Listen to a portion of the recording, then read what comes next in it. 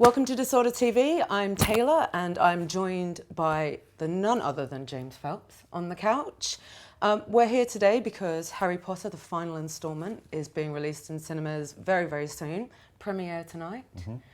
Ready to rock and roll? Yeah. Looking forward to it? Very much so, very much so. They're always a big event. In fact, they're like the highlight of the filming for me.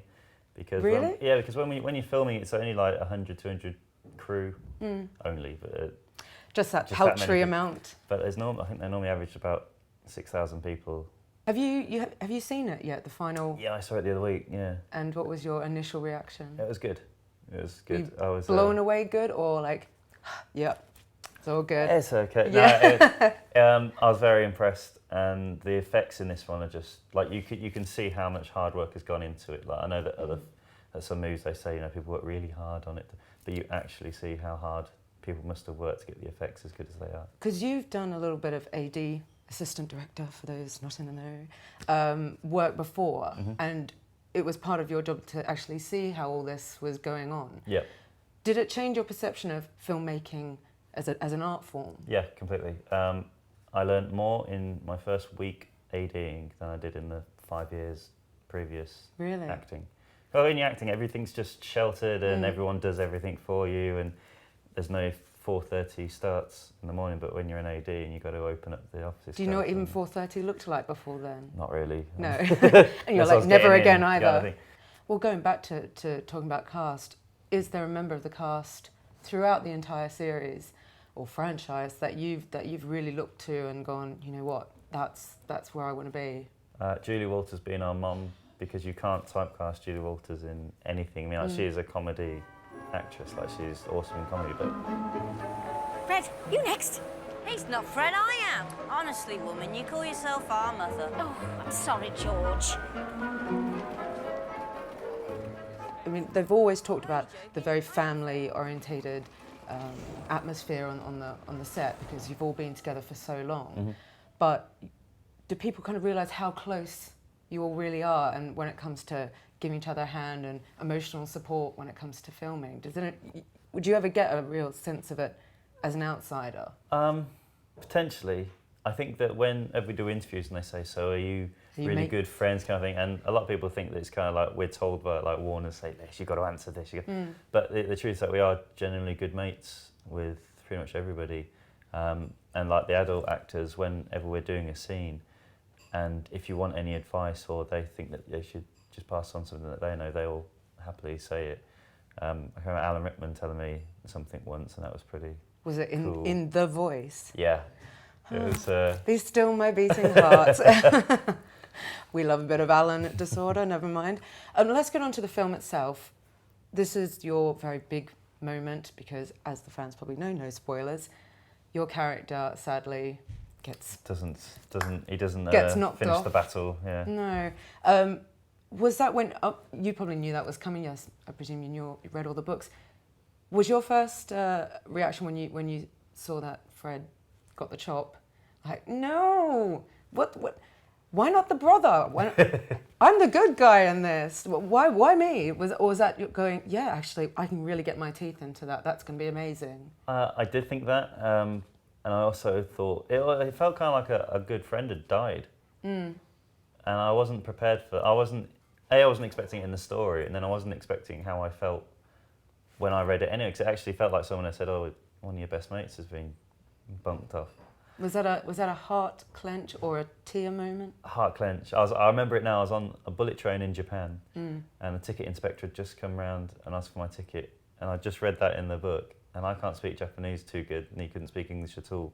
So that must have been one hell of a conversation. I was trying to explain in the book, and I think miming it would have looked hilarious to, like, point at the book and me, like, yeah. For you and your brother as characters, were you really kind of glad that the storyline got a bit darker? And it was exciting because it showed the other characteristics of the characters, because in films you only normally see someone with a comedy side or someone with a serious side or a swatty side or something like that. Swatty. But the fact that in these movies, like because they go on for such a long period of time, you can show the other. Realistically, everyone's got two or three different emotions, hopefully. At least. At least. So it's quite cool to show Fred and George not just as you show them as the business side, business-minded people, and then you see them as people who are like really, really willing to fight and be a serious fight as well, not just kind of a clowning around thing. So it was cool to play that different side of the same character. What's your method to, like, you know, from trailer or makeup to wardrobe to set? Is it all about just, you know, concentrating, relaxing? It depends on the scene. Normally it'd be having a laugh with as many people as I could, trying to get relaxed. And everyone else relaxed then, so it kind of flows a lot more easy. But in Deathly Hallows Part 1, when George loses his ear and Fred had to be very, like, he thought he was dead kind of thing. So I literally, that was another, I won't say who, but a big actor. Go on, name no, drop. I'm not going to name drop. I'm not going to name drop. Make the clunk. I'm not going to name drop, but I was basically told you can always apologise to people afterwards for being a rude, what's it? Twat. But yeah.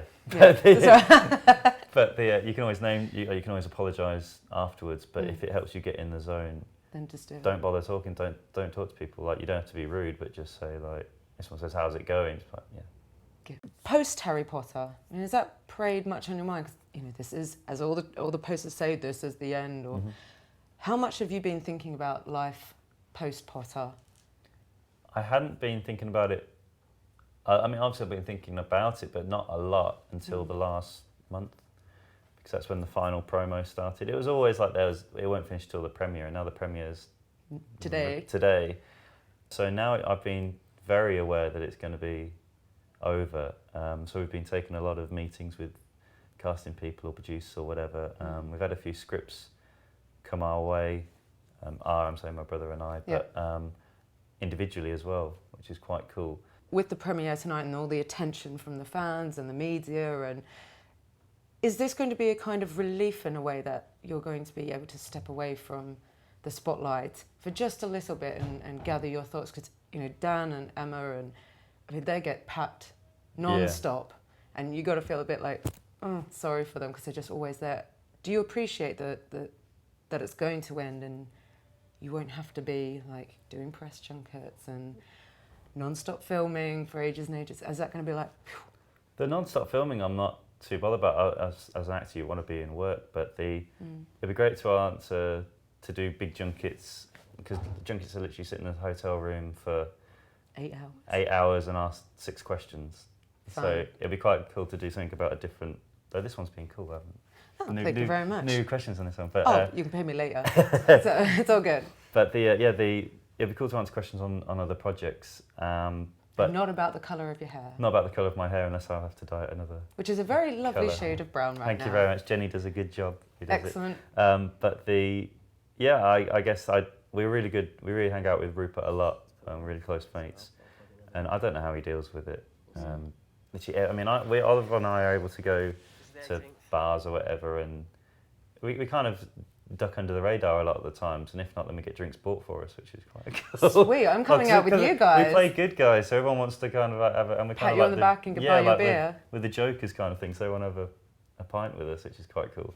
But I don't know how Rupert deals with it, because he will literally stand and have a photo with everyone who asks for him, and we do as well, but I don't know how that doesn't get annoying after a while. But he really handles it really well.